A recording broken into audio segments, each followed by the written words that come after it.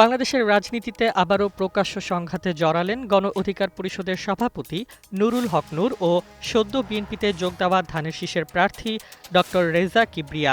মোসাদের সঙ্গে বৈঠকের অভিযোগ ঘিরে শুরু হওয়া বিতর্ক এবার রূপ নিয়েছে ব্যক্তিগত আক্রমণ, পাল্টা অভিযোগ ও রাজনৈতিক হিসাব নিকাশের তীব্র মল্লযুদ্ধে।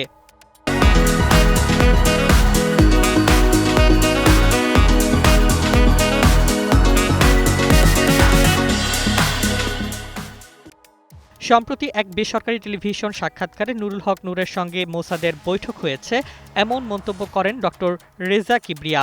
এর জবাবে নূর বলেন, রেজা ভাই শিক্ষিত ও ভদ্র মানুষ হলেও বাংলাদেশের রাজনীতির জন্য তিনি শতভাগ অযোগ্য।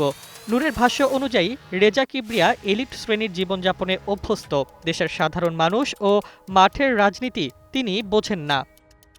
নূর আরও বলেন, তারা ড জাফরুল্লাহ চৌধুরীর আদর্শে রেজা কিবরিয়াকে রাজনীতিতে সক্রিয় ভূমিকা রাখতে আশা করেছিলেন, কিন্তু বাস্তবে দেখা গেছে তিনি মানুষের সঙ্গে মিশতে অনীহা প্রকাশ করতেন, এমনকি হাত মেলাতেও দ্বিধায় ভুগতেন।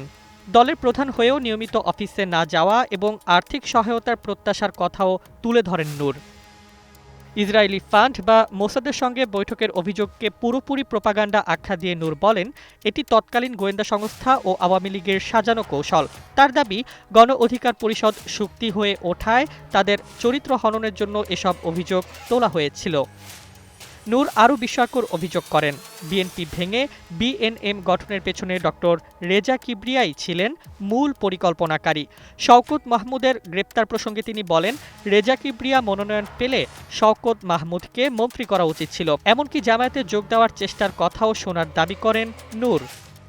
সবশেষে নূর বলেন, ড রেজা কিবরিয়ার রাজনৈতিক স্থিরতা নেই, বহু দল ঘুরে শেষ পর্যন্ত বিএনপিতে যোগ দিয়েছেন তিনি। এই পাল্টাপাল্টি বক্তব্যে আবারও স্পষ্ট হলো, রেজা কিবরিয়া ও নূরের রাজনৈতিক দ্বন্দ্ব এখন আর নীতিগত নয়, বরং প্রকাশ্য শক্তির লড়াই।